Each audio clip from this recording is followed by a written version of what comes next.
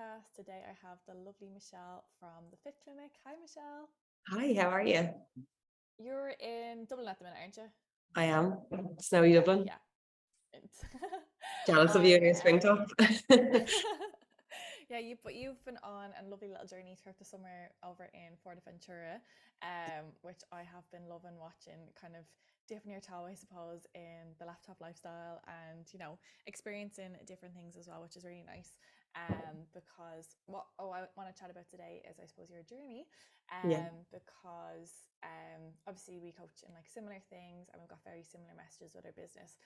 Obviously you've created such an amazing business. For anyone that doesn't know, go and have a look at the Fit Clinic over on Instagram, and there's such valuable resources over there, and you're really kind of like myself and like Ashling and Jess, and very much about, so like their previous guests on the podcast for anyone listening to for the first time, but really about like busting the myths, setting the facts straight, and helping empower women so they can really feel they have the choice and really can make those decisions for themselves, and they have got that Yeah. information and it's very accessible as well. But your coaching, you've got how many coaches in your business at the minute? We have 10 nutritionists. So Yeah. exciting. Is Yeah. it all They're females at the amazing. minute? Say that again. Is it all females at the minute? It actually is, yeah. Girl power. Yeah. They're just such an amazing team. They're just incredible. They're so brilliant. Yeah, I love that. I love women supporting women. Mm. That's really what I've found over here in Bali is people are not competing against each other; they're actually supporting each other. Yeah. And it just makes such a difference, I think, for our industry, because a lot of us can be self-employed and kind of going it alone, but when we've got people that we can turn Yeah. to. And it's lonely. Like, I feel like a lot of people don't talk about being an entrepreneur as being lonely, but it is. It kind of looks quite glam, like the laptop life, but it can be quite isolating. So I think it's so important that we do support each other. And like, I think a big thing for me is that I always try and, it's the same with Denise Kenny Byrne. She always tries to show the business lows as well as the business highs, because there is lows. And I think for anyone else who's maybe starting out or is maybe going through a bit of a rough patch with their business, it's important for them to know that it's not all sunshine and rainbows. It's not just all success after success. Like, it's tough. It's really tough. And I think the more we kind of change the narrative around that, the better, so that we can all feel a little bit like we're in it together. Yeah, completely agree. Then you can actually feel like safe to not have this kind of striving or perfectionist or overachieving Mm, mindset, that we can be like, okay, well, we don't have to compare ourselves to other people and put ourselves down for not, when you compare, you don't see the lows, you only see the highs. And yeah, you kind of get this exactly. vision. Like, so many people are always like to me, God, you're always smashing it, you're doing so well. I'm like, yeah, I am, but there's definitely things that are going wrong. Shit's hitting the fan from time to time.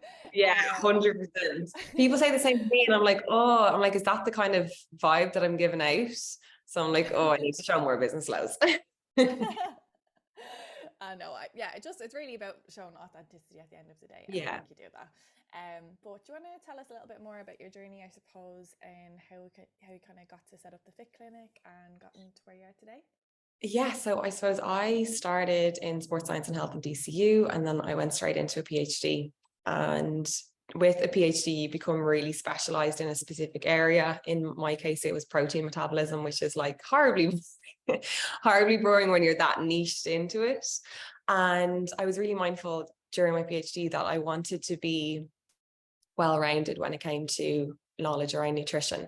So I was like, right, I'll set up this page and I will basically take research papers and make them really easy to understand with these little kind of graphics. And the idea was that I always wanted to have a job in Glanbia, or also like my dream was to have a job. There was a specific job that I wanted in Glanbia, and I also wanted to do part-time lecturing. And I was like, right, if I build up a following, it'll just be really good for my CV when I go for a job in Glanbia, which, like, when I think about it, is just absolutely wild. I would have absolutely.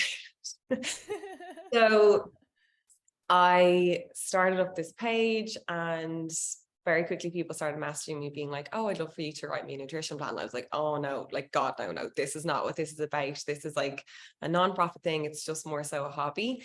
And my husband was like, you're broke, you're doing a PhD and you have no money. He's like, why don't you just say like yes to a couple of people? So I remember I got an email in like a couple of days later, and I stayed up for the whole night. I stayed up till 5 a.m. writing like the pre-consultation form and the package so that I could send it on to that person the next morning. And that was it. That's where the Fit Clinic started. I started with like one client, and now we have, yeah, such an amazing team. So it was like super organic. It was not, it was never, ever, ever my plan, which I think is just so mad. Because I always just thought that I would be in employment because my parents weren't entrepreneurs. So I always feel like Mm. you tend to follow suit a little bit. But then when I think about it, myself and my two brothers are actually the three of us now own our own businesses. So Wow. yeah, that's how it happened, which is just so crazy. That's mad. Yeah, I think it's so common. Like even when I was quitting my job to set up the health on my mom dad are like, you're fucking mad. Like, what are you doing? Like Yeah, it's this like is not a one of the things. pensionable job. You should work for the civil No. service. Like I had VHI paid for, I had a pension, I had everything in their eyes that was successful. It's like, but I'm severely unhappy. I love how I you just fell know. into it. It's so Like weird. Yeah. And then I just suppose yeah, only in the last, probably in the last 2 years, like with my own kind of, like, I suppose we were kind of really starting to specialize in female health, like same with yourself, like PCOS, endometriosis, PMS, and that kind of thing, and just kind of menstrual cycle irregularities in general, and just kind of, I suppose, helping women be the best and healthiest version of themselves. And only in the last 2 years, when I kind of went through my own, like a little bit of a wobbly journey with my own fertility, that I was like, whoa, like, so we were really lucky. We got pregnant straight away, and I had a miscarriage at 9 weeks.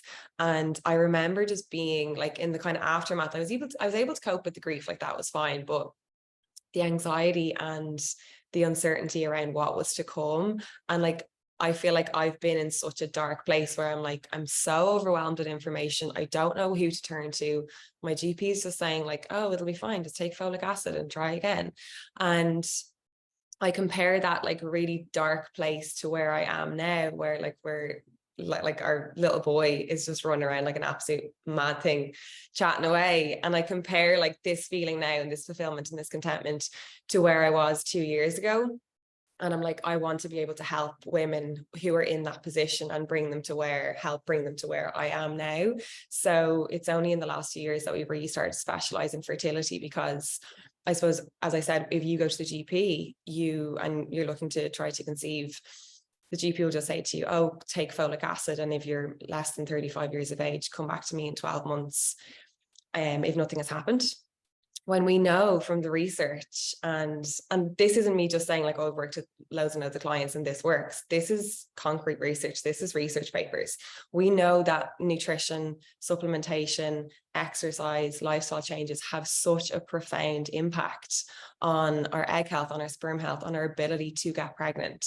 So I feel like my job is to try and like give people an alternative model than just the typical medical model of what we have in Ireland and the UK. That's so important. Again, coming back to like feeling empowered and actually having the education to make choices for yourself. I think it's for female health across the board. Obviously, I feel the fertility situation is obviously much heavier because it's so emotionally charged that, Mhm. there's the shame with women, there's the kind of feeling so lost and helpless of like what's going to happen next.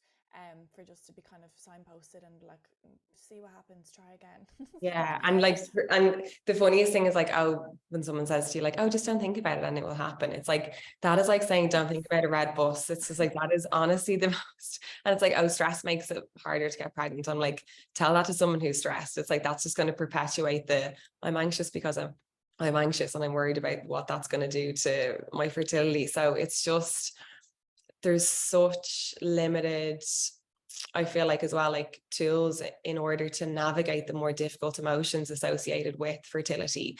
And it's just like, oh, just don't think about it. It's like, like, you can't say that to someone. Mm. Like if you're in the trenches of trying to get pregnant, and especially if you've suffered any kind of loss, or your journey has been quite complicated, it's just not possible for you to switch off your brain. It's like, okay, so let's instead give these people tools so that they can wake up in the morning and manage their anxiety and manage their fear, and just have a much like healthier psychological approach to this whole journey. And what tools would you have found most helpful for you? So for me, journaling was the biggest one. So it's funny, I actually was talking about this to someone yesterday. I always feel like I actually lean on journaling when I'm in a bad headspace, which is really interesting. So when really like I probably should rely on it when I'm in both headspaces. But for me, journaling was huge. And I actually used to write. So like I'm obviously this, I'm not saying this is right or wrong, but I actually used to write in like I used to really struggle in the evenings with anxiety, and then it would kind of affect how well I slept. So I do this kind of brain dump where I was like, okay, what are things that are really positive right now?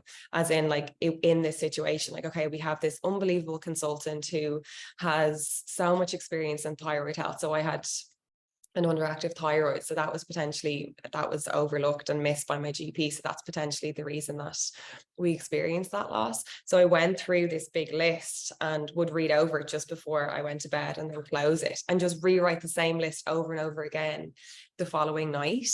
And that's what I found really, really helped. The other thing was I didn't tell loads of people about how I was feeling. And I don't know, again, I don't know if this is right or wrong, but I felt like the more people I told, the more I kind of perpetuated the whole thing. So I told like two Yeah. people who were really, really close to me, and they knew how I felt, as opposed to everyone checking in, being like, oh, how are you doing today? Do you know what I mean? So for me, I kind of had one or two people who I really trusted and who were really, really close to me and knew what was going on, as opposed to being really open and honest with everybody.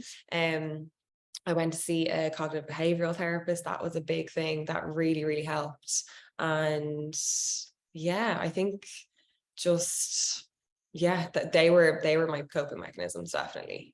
Yeah. Amazing, amazing. Yeah, it's really important that we do have like an outlet to basically process the emotions that we're having, but also being able to challenge the rationality of them and really helping ourselves, you know, to not be stuck in those emotions. I think a lot of Hmm. people feel that they're going to feel better when the situation resolves, but you need to actually make yourself feel better in the moment and like work on that moment to moment, use those tools Yeah. moment to moment. I think that's a really good thing that I could probably do with taking on board in my life is not telling everyone everything. I think when I get like really I feel like I'm really over honest or over vulnerable I'm the maybe exact sometimes. same. Yeah. Yeah. Yeah. I feel like sometimes I need to put like a boundary in place. Not and it's not because I'm trying to hide things from people, but I think sometimes some conversations aren't going to give you what you actually are looking for or what you Mhm. actually need. You need to be And you really know what it is? honest. Like the more people you tell, the more weight and power you place on the situation. Do you know what I mean? Like the more you're talking about it, the more it becomes so this really, really big thing. I know obviously it is going to be a big thing in your head anyway, but I feel like you're just inflating that balloon even more. Whereas if you just have those one or two trusted people that know exactly what you're going through and can check in on you, like you don't really need 10 people to check in on you and see how you're doing. Yeah, Do you that's very know? true. Yeah.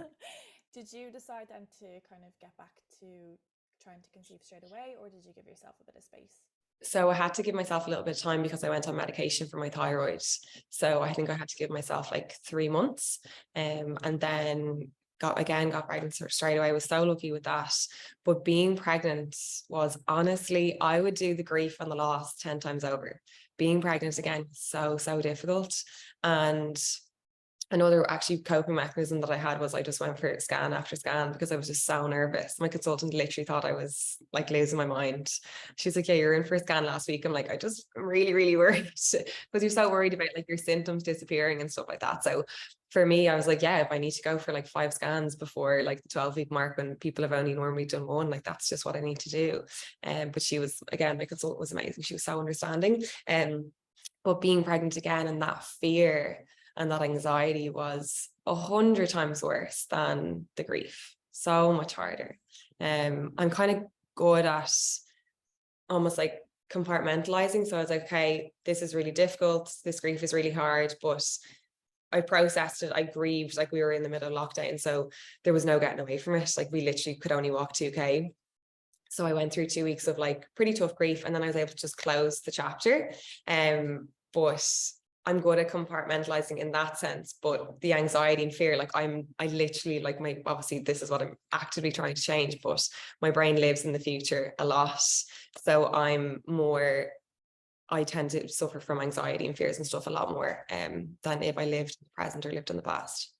Well, it's essentially trauma, so of course it's going to be something that Mm. is you're afraid it's going to repeat, you're trying to protect yourself, you know, your body remembers, your body keeps the score at the end of the day. So it's going to be something that you are literally going through again with the hopes that it doesn't happen again. So Yeah. it's repeated exposure, repeated environment. So it's going to trigger that within your body as well. So I'm Mm. sorry to hear that, and thank you for sharing. I do Thank think you. it's really important that we do hear more of these stories so women don't feel so alone. Like the amount of women that I've spoken to that feel so ashamed of it's like their body's broken, and it's and even more recently a lot to do with weight. So a lot of clients that are struggling with fertility and maybe have PCOS will be told you need to go lose weight and then come back to me. Your weight is the problem why you can't get pregnant. And So, they, of course, weight may be something contributing to it, but it's not the only sole cause. No, they're highly distressed. They have lots of inflammation. Their gut health mhm. is not on point. They're not actually taking any vitamins at all, and they're really just not looking after themselves. And not that they're doing that intentionally, but they're not sure how to support themselves to prepare for pregnancy. I suppose would you have any like top tips in terms of pre-pregnancy and kind of preparing yourself of what you'd recommend? So I suppose if we start with nutrition, I'll try and give a brief overview. So I There's would obviously say, loads. I'm like, okay. So in terms of nutrition, in terms of the research around nutrition for fertility for men and women, the research that we do have points towards a Mediterranean style diet. So all your different fruits and veg and whole grains and seeds and legumes and nuts and your did I mention whole grains? Yeah. And like your fish, your oily fish especially, and your lean meats, your lean protein. So a really nutrient rich diet is what is suggested in terms of fertility and what we have in terms of research. And the other thing that I would always be mindful of as well is blood sugar balancing. So managing our blood sugar. So I suppose preventing those big, massive peaks and troughs in blood sugar throughout the day is going to be really important for fertility. The other one that not a lot of people talk about is how you cook. So we have our AGEs, so our advanced glycation proteins, our advanced glycation end products that basically occur when we cook our food, like when we char our food. So like your burnt toast, your barbecues. So I would always try and avoid like those really delicious, like charred foods, barbecued foods, and that kind of thing, because they create like a lot of kind of oxidative stress in our body. And if you think about it, that 3 and 4 months prior to conception before we ovulate is a really, really critical period in terms of our egg health, because it grows and grows and grows, our egg, before we ovulated or before we ovulate. And we want to try and protect it as much as we can from that oxidative damage and from that inflammation. So we want to have like an antioxidant rich food, which is our rich diet, which is all of your different fruits and veg, and your anti-inflammatory diet, which is all of your omega-3 fatty acids, like your salmon, your mackerel, anchovies, sardines, herring. So those would be the main things in terms of nutrition. So we want to try and protect our eggs as much as possible from oxidative stress, oxidative damage and inflammation. In terms of supplementation, I would always say like a good quality prenatal multivitamin that has methylfolate in it. That's going to be like your more bioavailable form of vitamin B9, which is going to prevent the incidence of neural tube defects. If you don't eat oily fish, I definitely recommend an omega-3 fatty acid. So just really important omega-3s like for overall health, and especially for male fertility.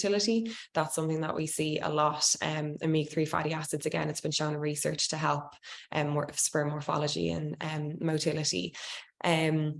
Again, like if you're over the age of 35, there's some like really effective supplements like CoQ10 that can really, really help with egg, basically like the amount of energy that an egg and a sperm cell can produce, which is going to be really important in that conception process, and also in helping that embryo copy the correct number of chromosomes. So error in the correct number of chromosomes is going to be the number one cause of early pregnancy loss. So it's important that we're kind of giving that egg cell and giving that sperm cell exactly what they need.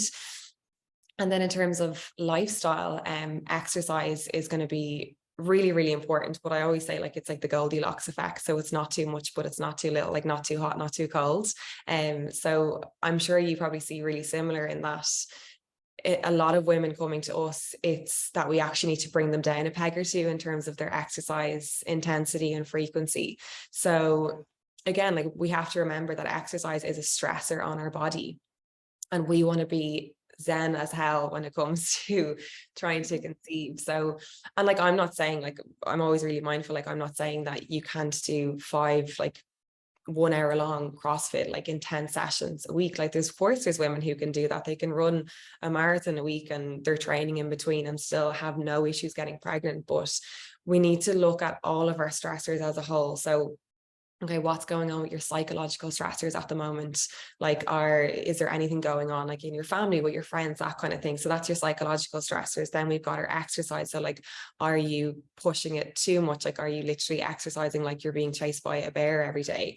Are you are you in a calorie deficit? So like, again, like being in a calorie deficit is going to ramp up those catecholamines, so our adrenaline and our cortisol. So if they're constantly like in elevated circulation, if we're fasting or if we're in a calorie deficit, then adding in exercise on top of that like might not be the best port of call. Or if you're constantly doing like low carbohydrates, so like if you, there's no one thing more than likely that's going to like massively affect your menstrual health apart from obviously exercise. But if you are doing all of those things at once, like you're putting your body under like significant amount of stress. So you're saying to your body, okay, maybe this isn't the best environment to bring a baby into because she's being chased by a bear like every day of the week, you know? So it's just really important that we take a helicopter view of all of our stressors and understand that stressors aren't just psychological stressors. They're the lifestyle stressors that we put ourselves under, and seeing, okay, I could still push it with these sessions, but maybe I need to cut back here, maybe like introduce a bit of yoga here,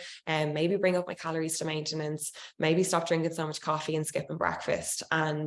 And you've probably seen it with clients, like you can literally drastically change someone's PMS by just cutting out coffee and stopping them from fasting every morning, because all of a sudden you're not in this massive stress state every single day. So those would be the main things. Yeah, nutrition, supplementation, exercise, and lifestyle. And I suppose their beliefs around that as well, like what you're saying about the simple things that you can do there is eating a breakfast and, you know, tweaking slight things. Well, I suppose for us it looks very obvious, but Yeah.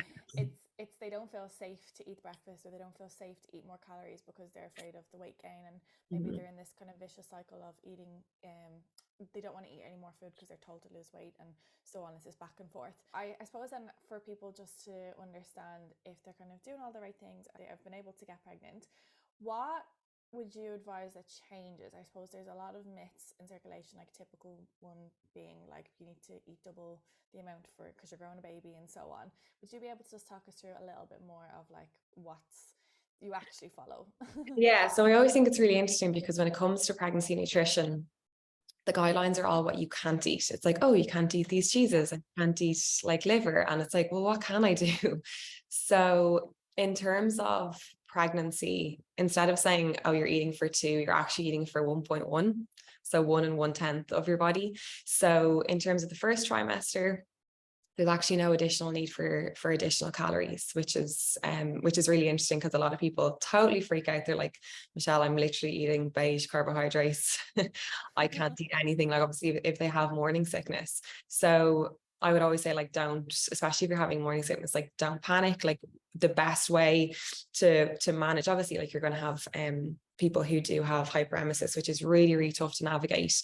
But for most people, it's just a case that they just have nausea and a bit of morning sickness for their first trimester. So I would say don't stress too much. Obviously, you've given your eggs like so much nutrients in those kind of couple of months prior to conception.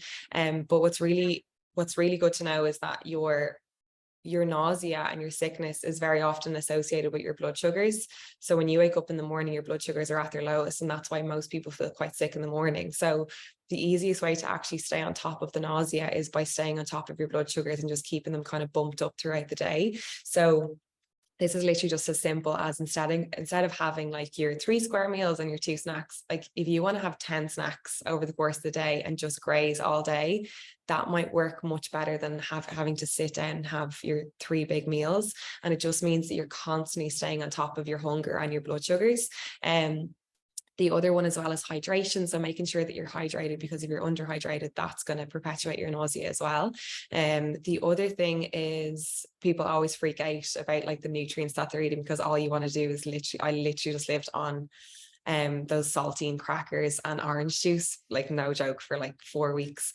So the best thing to do, I always find this brilliant with clients, is make smoothies. So like you're way able to, like, it's so much easier to drink like a cold, like ice cold smoothie than it is to actually sit down and have like your eggs or something like that. I can't look at the eggs the same way since being pregnant. But and like add in your, like, your berries, your yogurt, your avocado if you're worried about calories, your kale, your spinach. Like, you know yourself, they don't taste like anything. They're just gonna make your smoothie, like, yeah, they're just gonna make it a weird color. So if you're worried about nutrients, like, be getting in your smoothies and that kind of thing. And then what's really important is, I suppose, if you, when you move, hopefully when you move out of that morning sickness phase, and not like, I think that the stat is probably 70% of people will have some form of sickness and nausea in the first couple of weeks, but 30% of people won't. Those lucky 30%. So once you move out of that phase, it's really important to, again, like, be focused on your Mediterranean style diet, be managing your blood sugar so that you don't want to put yourself at risk of developing gestational diabetes. And the other thing is your omega-3 fatty acids are really, really important. So like, if you think about it, when it comes to the baby developing their nervous system and their brain development, your omega-3 fatty acids are going to be really critical then. So this is especially important in trimester 3. So any of our clients, it's like, okay, you can get away with not having your oily fish maybe, and taking a supplement in your first 2 months, but in your third trimester, it's really, really important to make sure you're getting sufficient omega-3 fatty acids. So they've actually done research to show that women who have sufficient DHA, like that's your specific omega-3 fatty acid, women who have a higher DHA status prior to having their baby, so when they're pregnant, it actually gives rise to smarter babies. So your babies actually have better development, better social skills, Wow. yeah, like more IQ, like later on in life. So that's really, really interesting. And then that kind of feeds in again to postpartum, like especially if you're breastfeeding. So all of those omega-3 fatty acids are going to be passed through your breast milk. And if you think about it, like, after you have a baby, they have taken they have taken everything from you. So I think it's so ironic that a lot of women stop taking their prenatal multivitamin after they have a baby. And I'm like, no, like, it just goes to show that, like, the only reason we look after ourselves so well is for somebody else, like for our baby. And I'm like, no, this is the most important time to stay on top of your nutrition, because you've got sleepless nights and your nutrition isn't going to be as good. So something as simple as staying on top of your prenatal, and especially if you're breastfeeding, staying on top of your omega-3 supplementation is really, really important. So yeah, that's kind of it in a nutshell. I'm laughing at the tips for the nausea. It sounds like people with hangovers need to take some of those tips as well. Oh my God. 100%.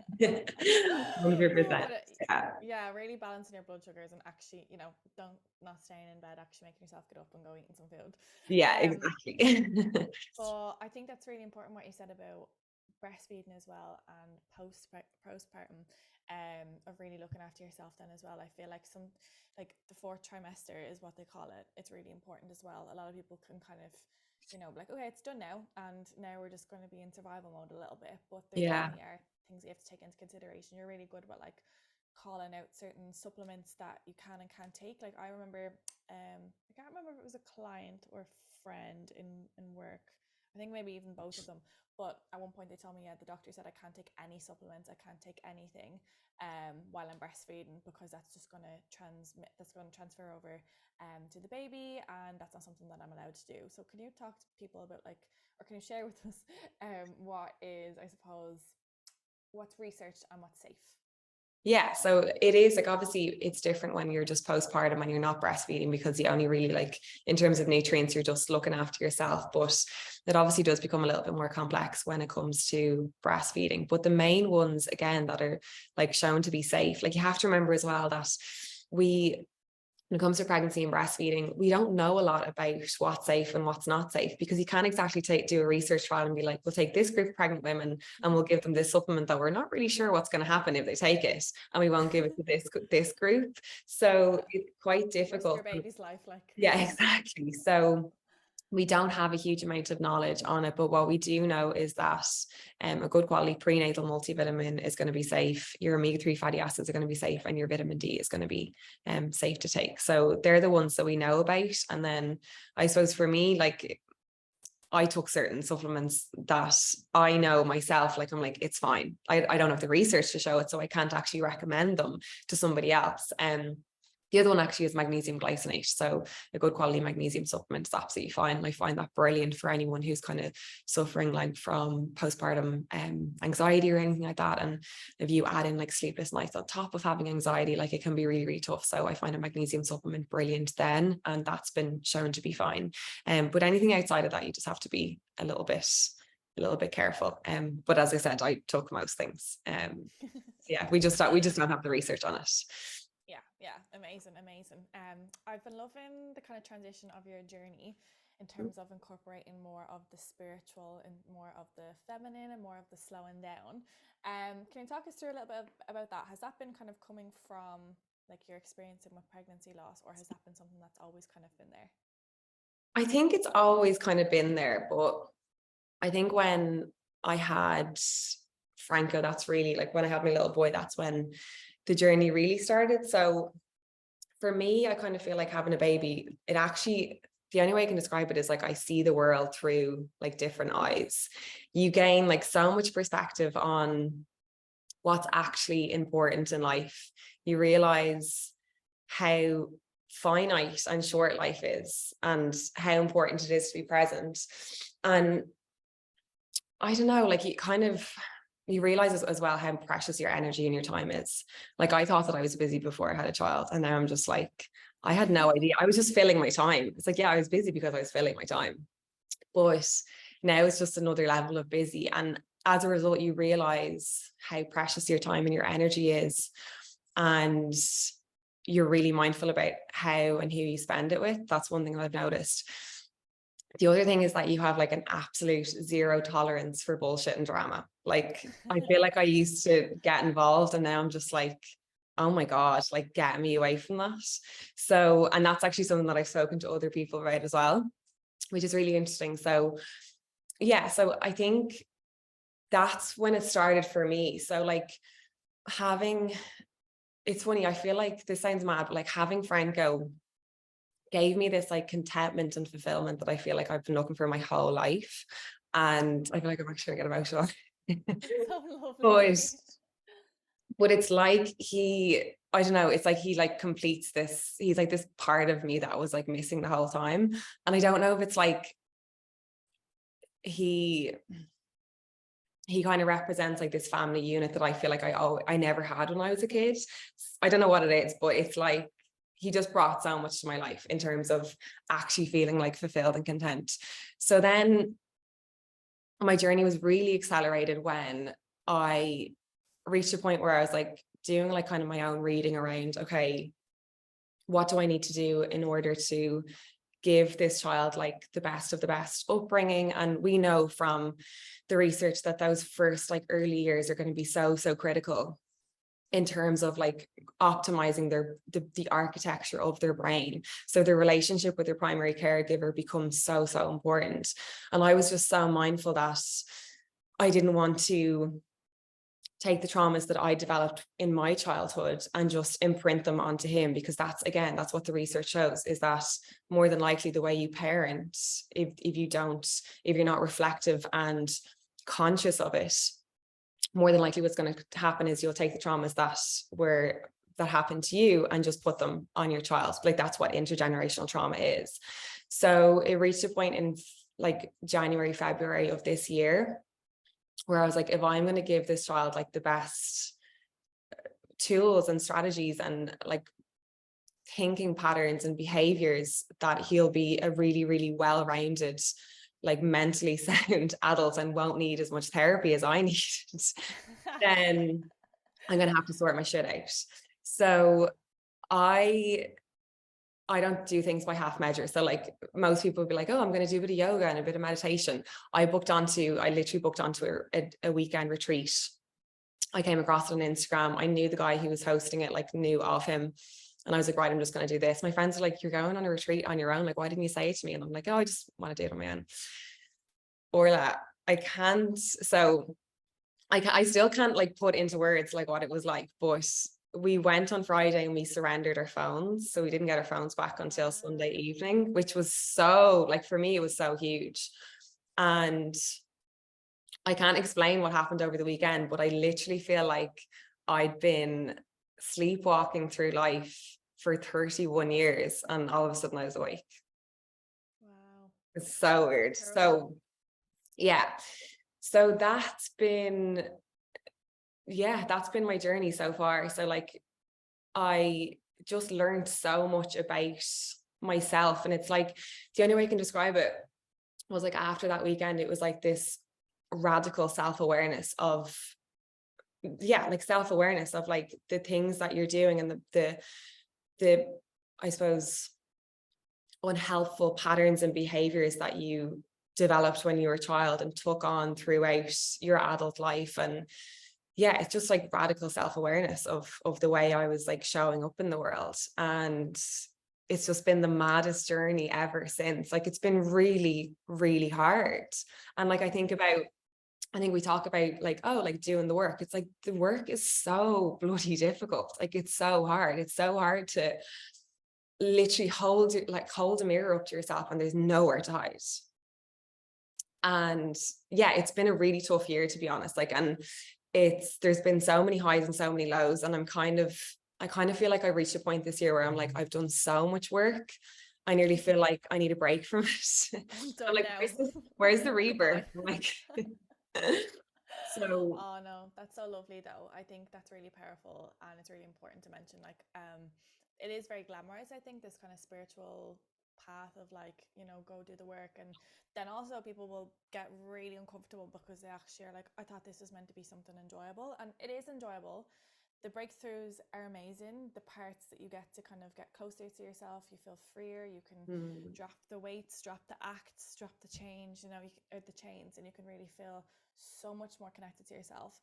yeah, But it isn't without going through and processing trauma. And if not done properly, just for anyone listening, it can be re-traumatizing. So just make sure you're doing it with the right modalities. yeah, But I do think that it is okay to take breaks as well. yeah, Similar to myself, I've had a fucking year. We've had a loss, and more recently, my last experience with plant medicine, that was like a lot of tears, a lot of heavy tears, and I was like, okay, that's the last thing that we're doing this year because that's yeah, enough. That's actually enough. And I think people can constantly be chasing and constantly looking for this 100%. healing and doing these retreats and doing these classes, but you actually need to sit with yourself. You actually need to Yeah, come back to your body, back into who you are, back to your journal, and start regulating yourself. And I think yeah. that that is going to ultimately help you with your hormones, ultimately help you with your Oh fertility my journey, God. your Yeah. health, everything in your life. And it's But so funny because we talk about so much, like I talk about so much about nutrition and supplementation and exercise. It's like, but spiritual health is such a so huge important. cornerstone of your overall health. Like it's so, so critical. And I feel like I'm always mindful of like showing up on Instagram and giving away a little bit too much because you have to be mindful that like a lot of people who follow me, like they're not about like full moon rituals. Do you know what I mean? But I think it's important to show the other side of it. And for me, it's funny because I came from such a scientific background. Like I was a researcher. That was my life for 4 years. And it's like, if it's not in a research paper, it's not supported by research. And I remember, I remember going to the retreat and one of the co-hosts, there's two people hosting it. And one of the girls was Lorraine. And it's so funny because Lorraine has literally become one of my best friends now. And she was like, yeah, so this is like a plant, I say this is a heart opening like plant medicine. I'm just like, what? Like, what am I doing? And I'm like, I'm a scientist. I'm like, what is this? And there's just certain things in life that just they don't, the science isn't there to describe it yet. The science isn't there to explain it yet. But it's It's magical at the crazy. end of the day. And I Yeah. think I'm very similar. That science and kind of stepping away from that. It's like, but where's the proof? This isn't logical. You can't trust this. What are people going to think of me? And I think just from myself, looking on the outside, looking in, like I think people appreciate when you do share that stuff. Mm. I think more and more people are shifting towards that. Obviously everyone has their own choices on what they believe in, their own faith and all that good stuff. But I think when I saw you as someone in the science community sharing more of that, that almost gives other people permission to do that as well. Yeah. I feel sometimes that a lot of us are okay, I need to have this version of myself, or I need to make sure that I'm backing everything by research and evidence. And it's like, okay, but what about the stuff that we can't explain, or what about the stuff that's really helping people at the end of the Yeah, day?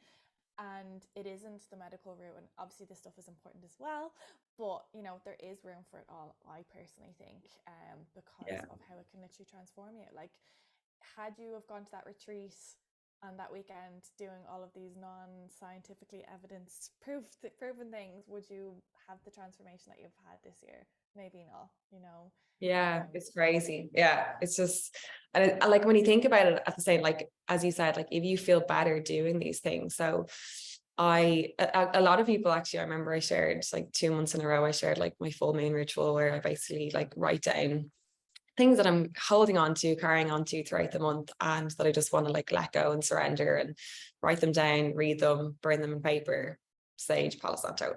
And loads of people have started. I was really, really skeptical of putting it up. And like since then, loads of people have actually like they'll message me and be like, oh, I'm doing my own little like full moon ritual, which is amazing. But like ultimately, I can understand your criticism around like a full moon ritual, the power of the moon and the power of manifestation. Okay, that's fine.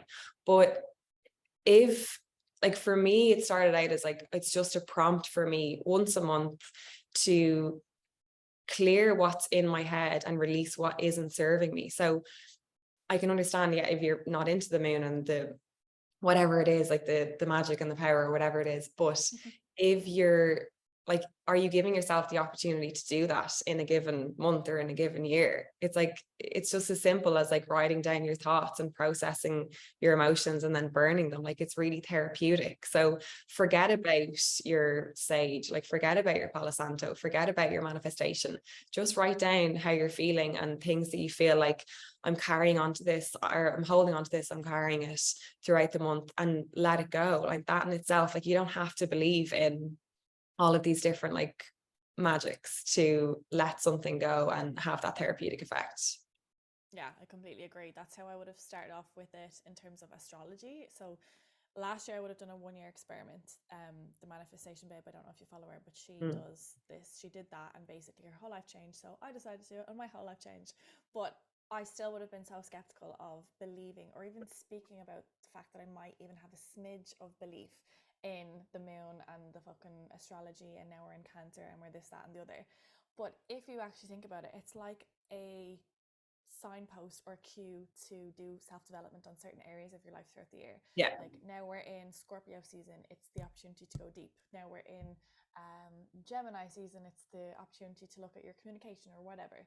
And I think that that's what can help people if they're kind of very logically orientated or in the science community, to dip your toe into it that way.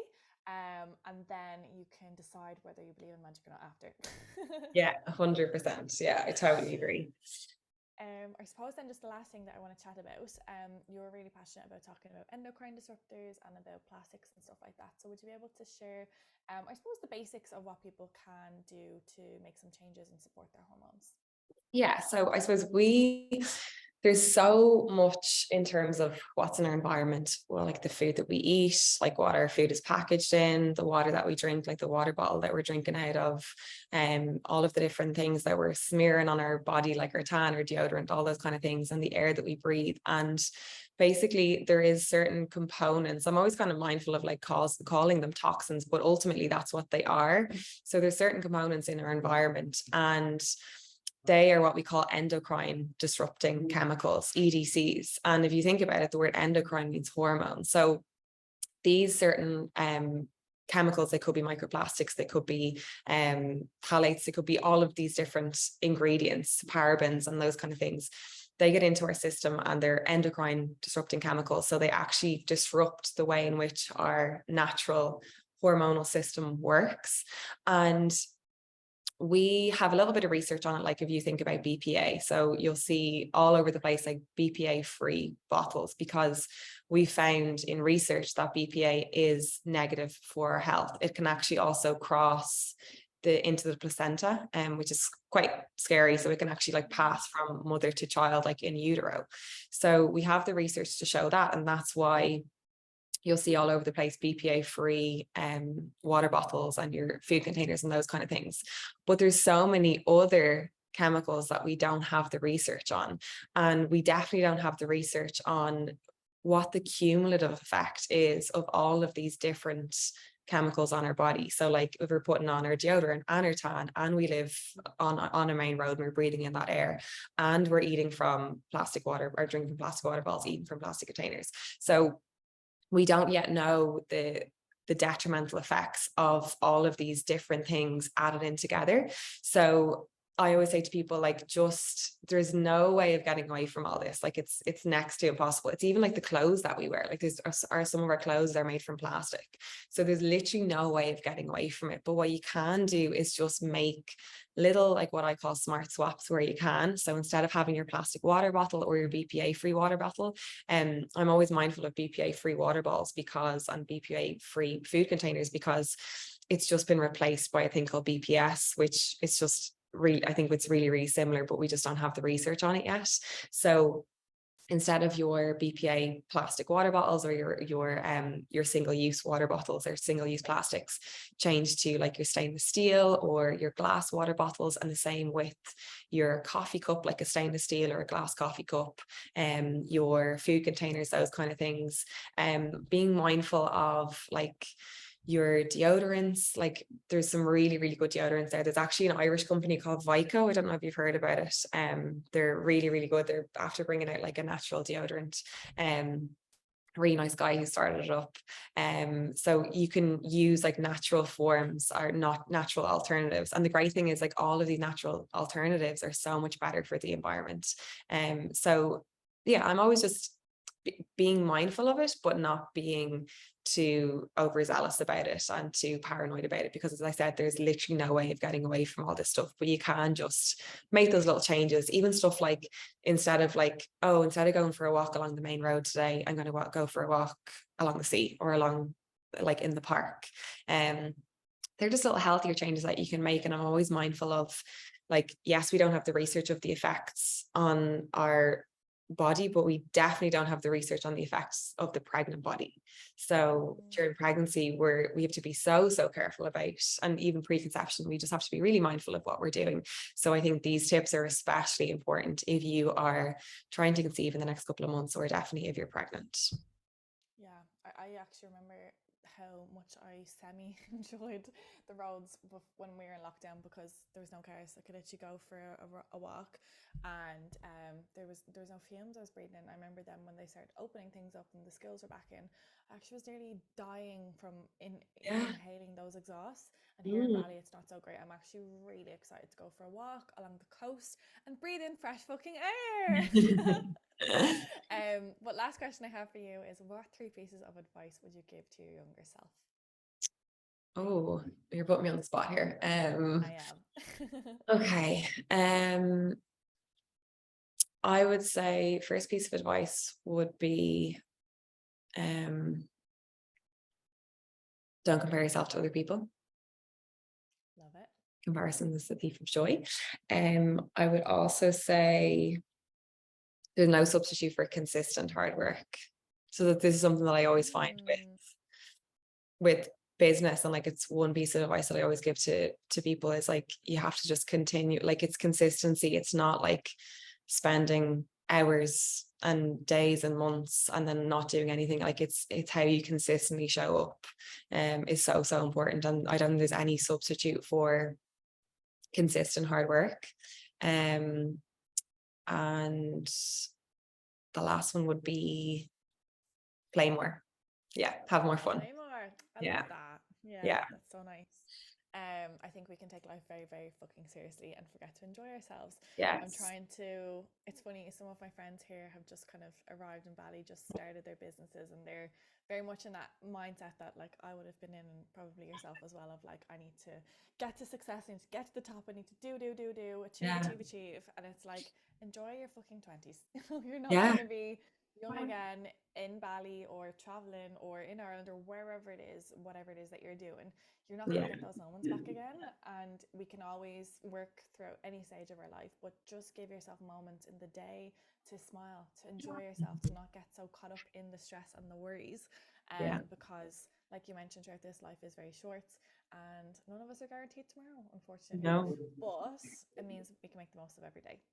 But Yeah. yeah, Love it. thank you so much for coming on. This has been so much valuable information and so enjoyable as well. Can you tell Thank you. people where they can find you if they want to connect with you? So we are the Fit Clinic on Instagram, or the fitclinic.ie is our website. Amazing. Thank you so much. Go give Thank Michelle you, and Fit Orla. Clinic some love. If you found this episode valuable, don't forget to share it on with a friend, and any rates and feedback on the podcast is always very much appreciated. But yeah, thank you very much, Michelle. Thank you so much. Bye. Bye.